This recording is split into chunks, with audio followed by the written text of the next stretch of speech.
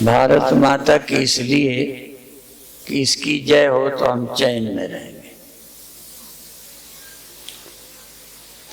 नहीं बहुत ज्ञान के पहले ही इतनी समस्याएं हैं। अपन ने सोचा था कि आजादी के बाद सब ठीक हो जाएगा, पर नहीं हुआ।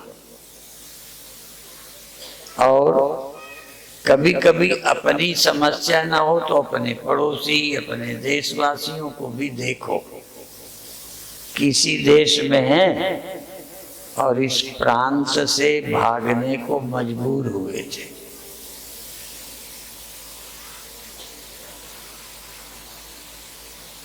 बाकी ज्यादा विश्लेषण नहीं करना, ये तुम सोचो क्यों, किन लोगों के कारण इस प्रांत से उनको भागना पड़ा था।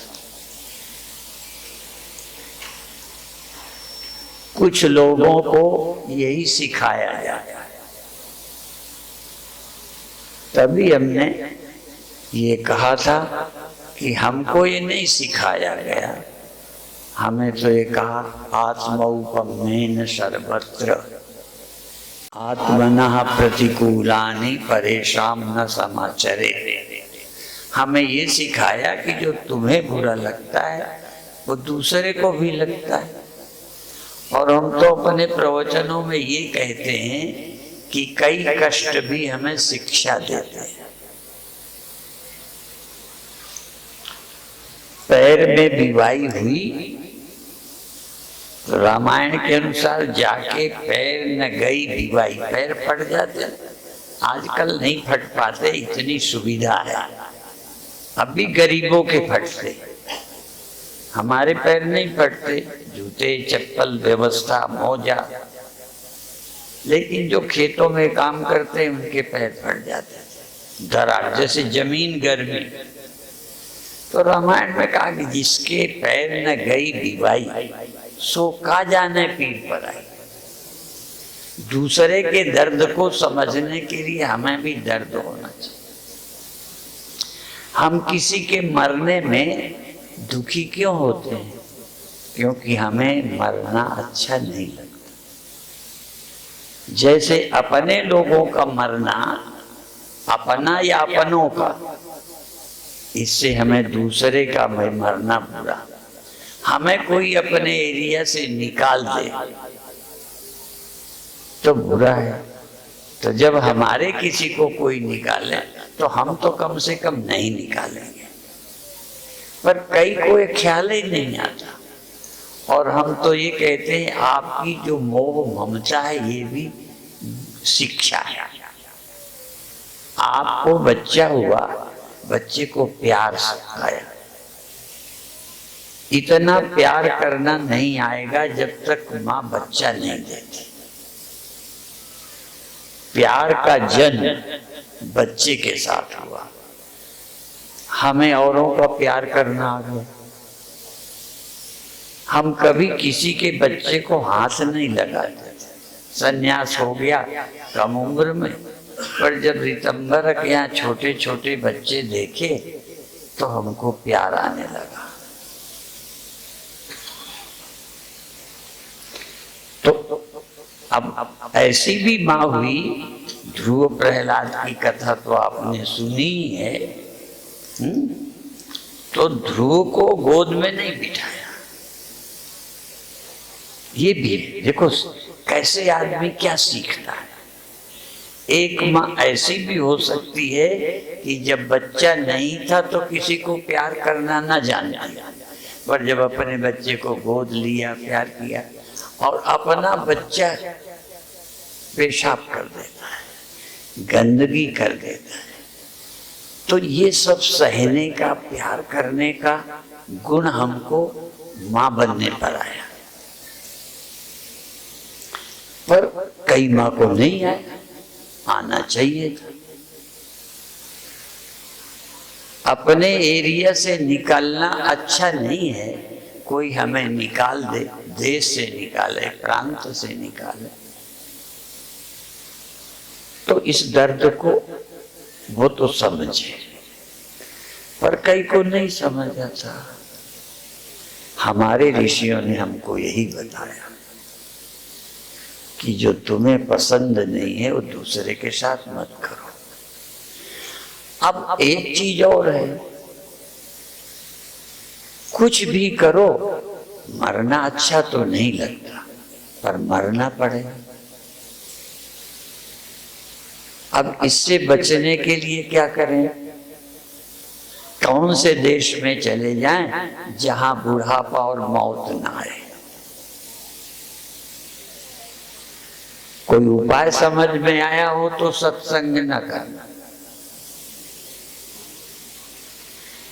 किसका शासन आ जाए कि बुढ़ापा और मरना बंद हो जाए? मैं यहां किसी पार्टी का नहीं, सभी को कह रहा हूं। कोई राजनैतिक मरने से बचने की व्यवस्था नहीं कर सकता। और तो छोड़ो, जिस ईश्वर ने दुनिया पैदा की है वह भी मरने से बचने का उपाय नहीं दिया।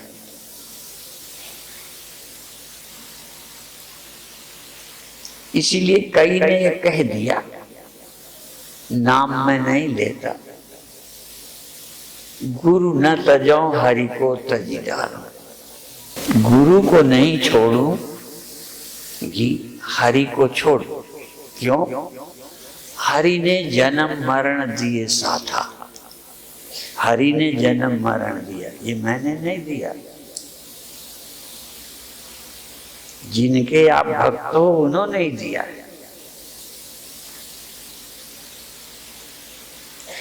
फिर क्या करते हैं?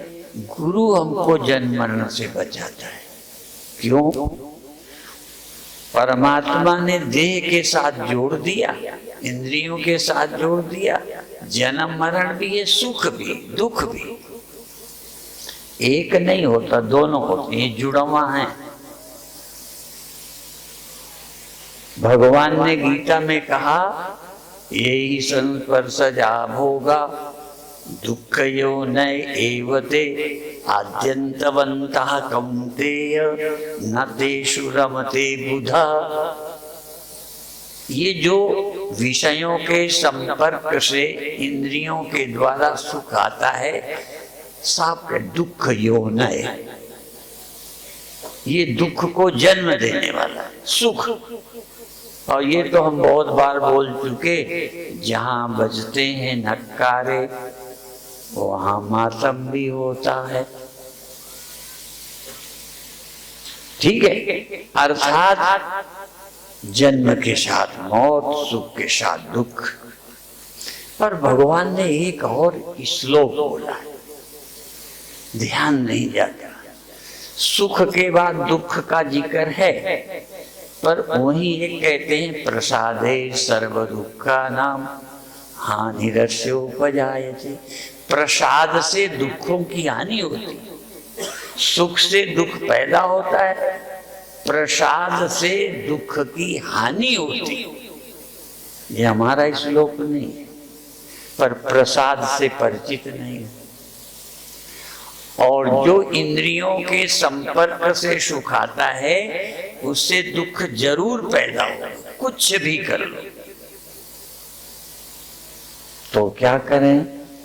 न तेषु रमते बुधा। बुद्धिमान वो है जो उनमें रमते नहीं, पीछे नहीं उनके पड़ते। मालूम पड़ा, ठीक है, ज्यादा नहीं। और जितनी चीजें खाने में ज्यादा प्रिय लगती है वही बीमारी पैदा करती। और ये तो नीति का है, भोगे रोग भयम। भोगों से रोग पैदा होता है, चाहे कोई तरह का है। भोजन भी भोग है। यदि आप ज्यादा रस लेने लगोगे तो डायबिटीज हो जाएगी।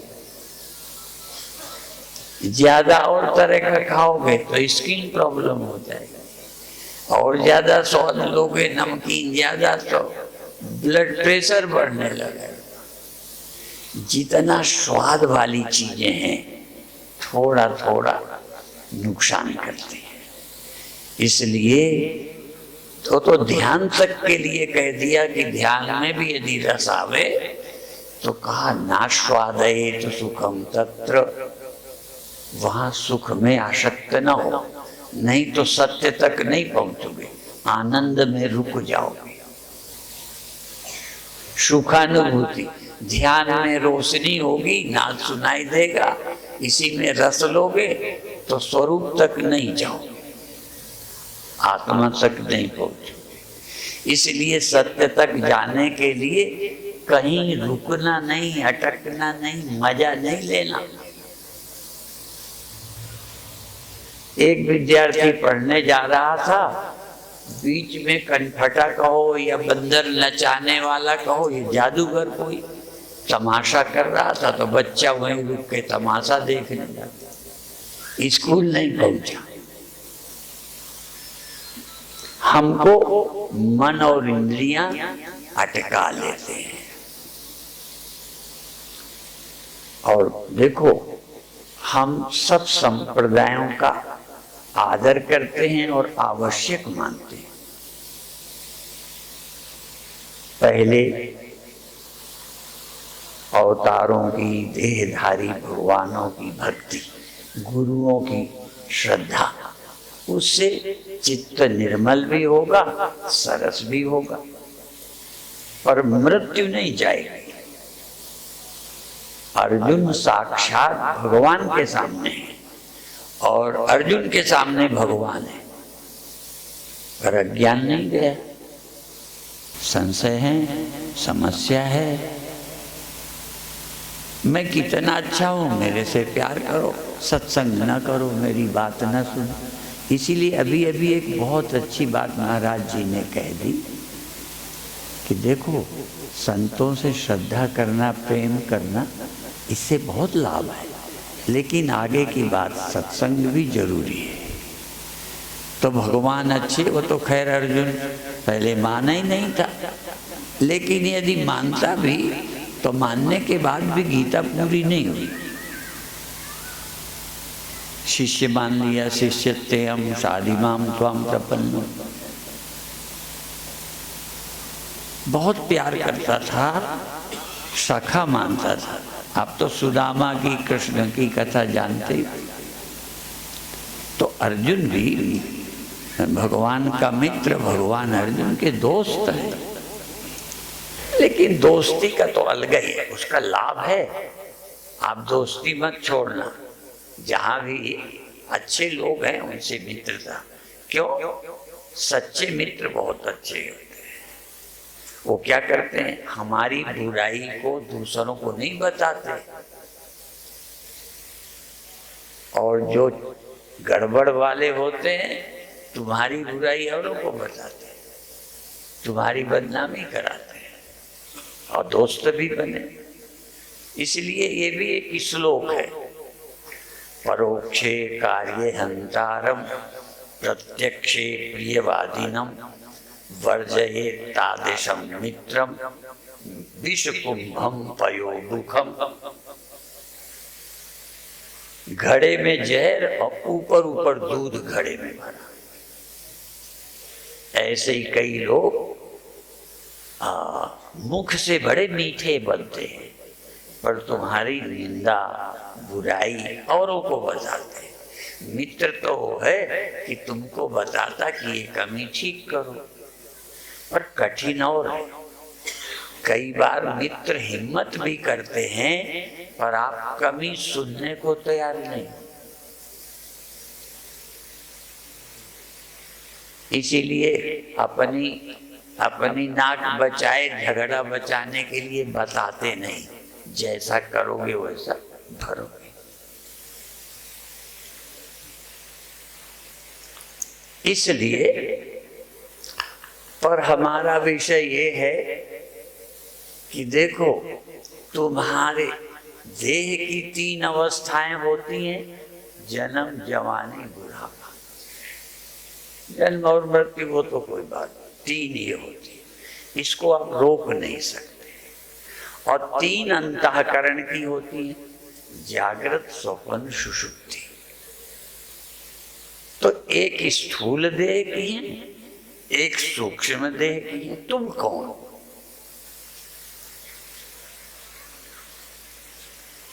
स्थूल देह भी तुम नहीं हो, सूक्ष्म देह भी तुम नहीं हो। तीसरा यद्यपि और है पर वो थोड़ा जटिल है, उसको कारण शरीर बोलते हैं।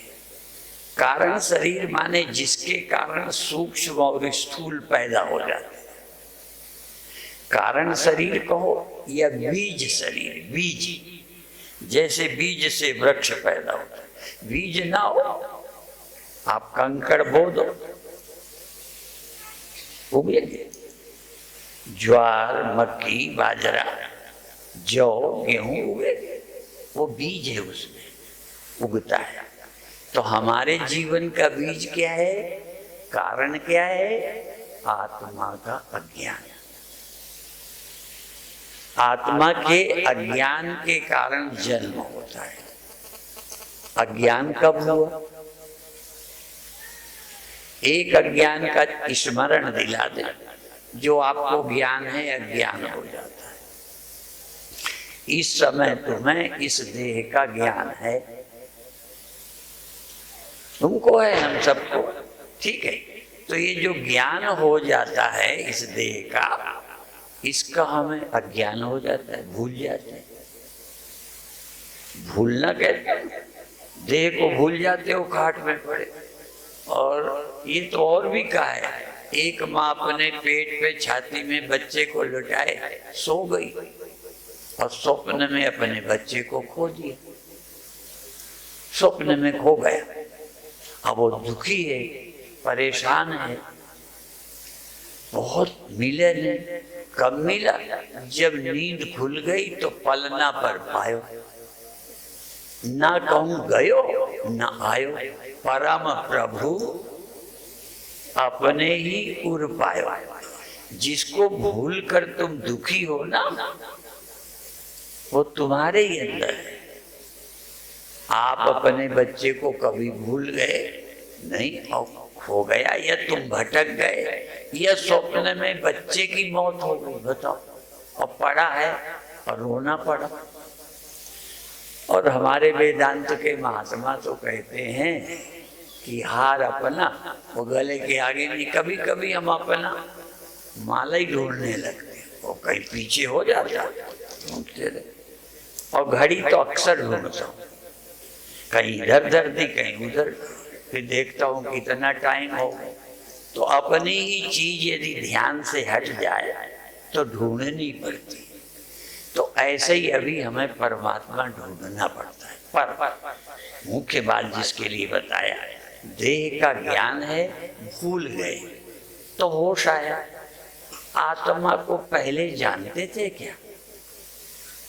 इसलिए कट्टर वेदांती संतों से सुना, वो ये नहीं कहते भूल गए। भूल गए का तो मतलब है कि पहले आप ब्रह्म को जानते थे। इसलिए शंकराचार्य ये नहीं कहते, वो क्या कहते हैं? अनादि मायया सुप्तो, अनादि अनादि मायया सुप्तो यदा जीवः प्रबुध्यते अजम अनिद्रम अस्वप्नम अद्वैतम बुध्यते तदा। जब जानता है तब ये अनुभव करता है। पर भूला कब? ये नहीं कहा कि पहले ब्रह्म को तुम जानते थे, प्राप्त थे, भूल गए। भूलना शब्द सब नहीं मानते। यद्यपि भगवान का उपदेश सुन के अर्जुन ने मान लिया, क्या? स्मृतिर्लब्धा त्वत्प्रसादान्मयाच्च, आपकी कृपा से मुझे स्मृति आ गई, मैं कौन हूं।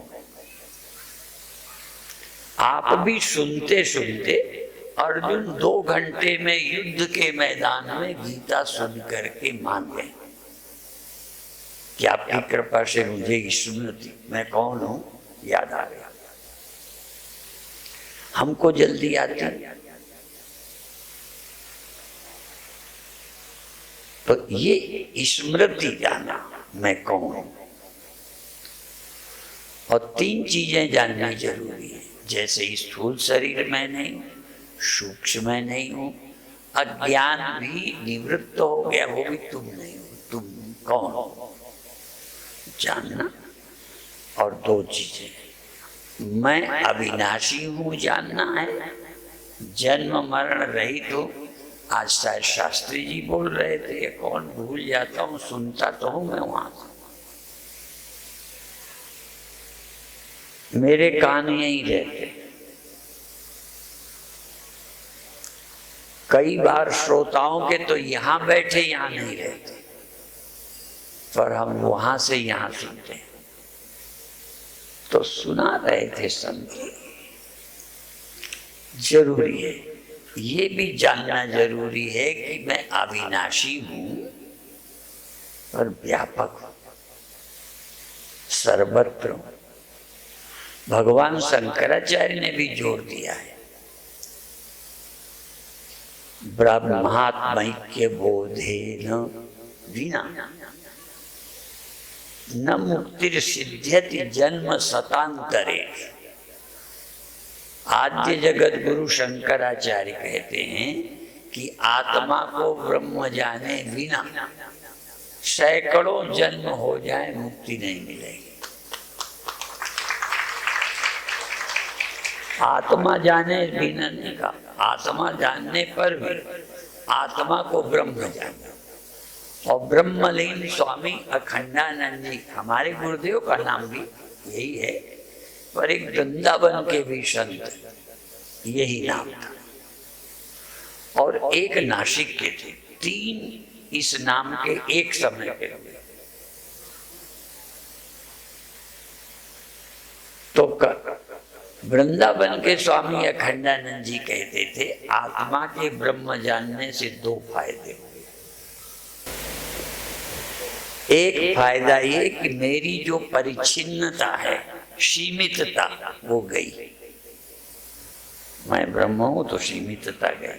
पर साथ में एक शब्द और है कि आपको मैं ब्रह्म हूं जानने से ब्रह्म की परोक्षता चली गई। और इसलिए एक शब्द दोहराऊं, आत्मा को ब्रह्म न जानो और कोई बता दे मुझे ब्रह्म का साक्षात्कार हुआ है, कोई। विदेशियों को तो चुनौती है, भारतीयों को, कि आत्मा को ब्रह्म जाने बिना ब्रह्म का साक्षात्कार कैसे हो। क्योंकि अपरोक्ष आत्मा के सिवा सर्वेंद्रियातीत, इंद्रियातीत अपरोक्ष सिर्फ आत्मा ही है। अपरोक्ष जो मन इंद्रियों का, बुद्धि का, वृत्तियों का, अवस्थाओं का साक्षी स्पष्ट होगा। आपको हो कि नहीं, पर 90% लोगों को आत्मा का अपरोक्ष हो सकता है, ब्रह्म का नहीं होगा। कहें फिर ब्रह्म का कैसे होगा? बस यही है, आयाम आत्मा ब्रह्म। ये आत्मा ही ब्रह्म है, इसलिए आत्मा ब्रह्म का अपरोक्ष हो गया। यदि आत्मा से भिन्न है तो प्रश्न है, यदि आत्मा आपसे भिन्न है आत्मा से तो दृश्य होगा, तो ब्रह्म नहीं, नाशी है, दृश्य है, जड़ है, औरों के ज्ञान का विषय है, इसलिए वो ब्रह्म हो नहीं सकता। और यदि आत्मा चेतन है तो चेतन चेतन का विषय बनता नहीं। वृत्तियां वृत्ति ज्ञान विषय बनता है। आत्मा के अतिरिक्त तो कोई और ब्रह्म अलग है। जैसे तुम्हारी आत्मा का मैं, और तो छोड़ो, तुम्हारे स्वप्नों का, मैं माइक से बोल रहा हूं, सब जगह लाइव जाता है, लोग सुनते हैं, सबको बोलता हूं। आपको मेरे स्वप्नों का अपरोक्ष नहीं होता। आपके स्वप्नों को मैं नहीं देख सकता, फिर तुम्हारी आत्मा को मैं कैसे देख सकता? जब मैं आपका स्वप्न नहीं देख सकता, अपना स्वप्न मैं देखता हूं, आपके विचार को भी मैं नहीं देख पाता। कभी कभी ध्यान में बिठाता हूं तो जिनकी ऊपर की चेष्टा अच्छी है, मुझे लगता है इसका ध्यान बहुत अच्छा लगा, तो मैं पूछता हूं कैसा लगा, कहते मन भटकता रहा, क्योंकि आपका मन मुझे नहीं दिखता।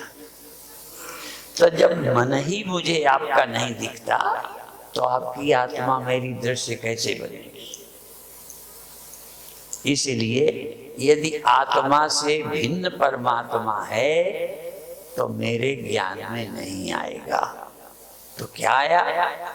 आत्मा ही ब्रह्म है, क्योंकि आत्मा में 100% 100% स्पष्ट हूं कि ये वृत्तियां गई, मैं इनका साक्षी हूं।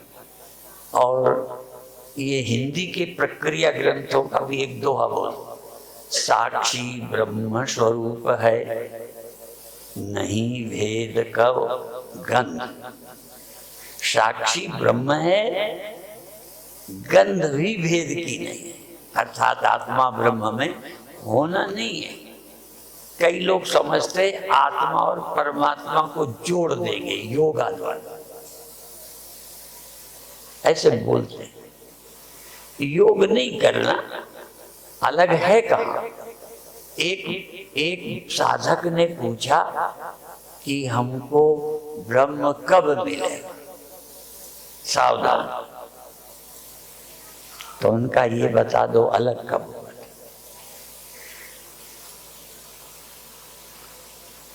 तो ब्रह्म के अलग होने का भी तुम्हें कहाँ पता है? पता नहीं है, इसलिए अलग का क्या? क्योंकि बिना पता के, और ये तो बहुत घिसा पिटा दृष्टांत है, यहाँ के किसी व्यक्ति का नाम हमें शास्त्री जी ने बताया कि बहुत अच्छे हैं, यहाँ है। तो अब वो हमारे पास बैठे भी, चले भी गए, पर जिनका परिचय शास्त्री जी ने कराया, शास्त्री से पूछा कि वो आए नहीं, मिले नहीं, तो इन्होंने कहा आपसे मिले तो थे। अब मिले थे, पर मेरा परिचय नहीं होने से नहीं समझ आया कि वही है। तो ब्रह्म तुम्हें मिल भी जावे या मिला ही है, पर जब जानते ही नहीं हो तो मिला है कि नहीं मिला कैसे बताओ? इसीलिए ब्रह्म तुम में मिला होने पर भी, तुम्हारे साथ रहने पर भी ना मिला है, और आगे बोल दो ना मिलेगा। कब तक? जब तक कोई पहचान न कराए यही तो है।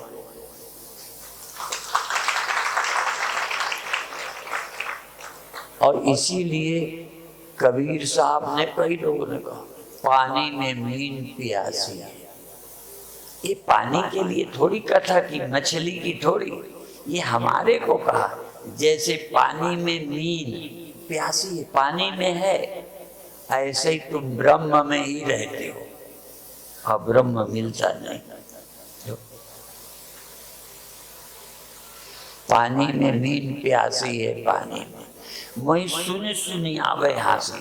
और भी कई उदाहरण दिए, मृग के नाभि बसे कस्तूरी, बन बन फिरत उदासी है, उसके नाभि में कस्तूरी है, कस्तूरी कुंडल बसे, मृग ढूंढे वन माए। तो हम जिसको ढूंढते फिरते हैं कैसे मिलेगा? इसलिए कोई ना कोई गुरु चाहिए। मैं नहीं कहता कौन चाहिए, गुरु चाहिए और जो जानता हो। क्योंकि एक बार जब मैं अमेरिका में था तो एक मंदिर में पोस्टर लिखा था कि फला संत आ रहे हैं, भगवान का दर्शन कराएंगे।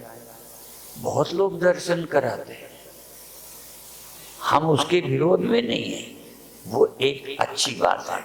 जैसे सुबह सुबह अंधेरा कम होवे, मुर्गा बोलने लगे, समझो सवेरा होने वाला, ठीक है।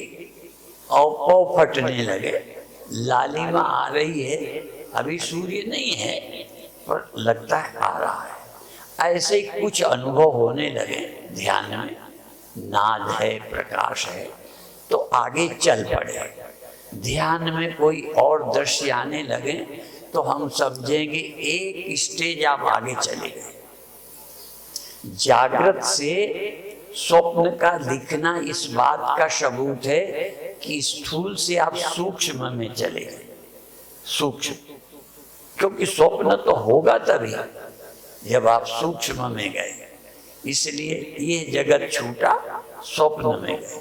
और यदि स्वप्ने भी खो जाएं तो एक स्टेज और आगे आप चले गए, सुषुप्ति, जहां स्वप्ने भी नहीं। ऐसे ही ध्यान में कुछ दिखने लग जाए, बंदा समझो थोड़ा आगे गए। और जब वो दृश्य भी चले जाएं और आप मौजूद रहें तो एक स्टेज और आगे चले गए। इसलिए दृश्य अच्छे हैं, प्रकाश है, नाद है, और कई अनुभव हैं, देवी देवताओं का दर्शन है, ये बहुत अच्छा है। लेकिन ये एक स्वप्न है, और आगे जाओगे तो ये भी जाएंगे। इसलिए हमने उज्जैन आश्रम में अपने आश्रम के कमरे के गेट में लिखा था कि ध्यान में यदि भगवान आ जाए तो उसको भी हटा दो, क्योंकि दिखने वाला भगवान दृष्टा तक, आत्मा तक, समाधि तक नहीं जाने दे। व्यर्थ नहीं है, ये ध्यान रखना।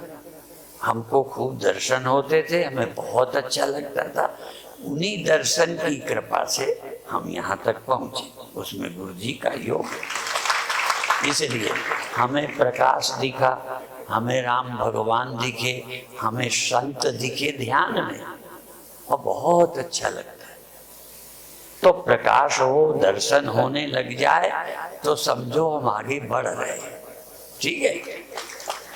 तो कभी इससे ये नहीं होना कि, लेकिन यहाँ अटकना नहीं, आगे जाना है जहाँ कोई नहीं। पर तुम उल्टा करोगे, जब पहले दिखता था बंद हो गया तो तुम दुखी हो जाओगे। यदि गुरु नहीं है तो क्यों?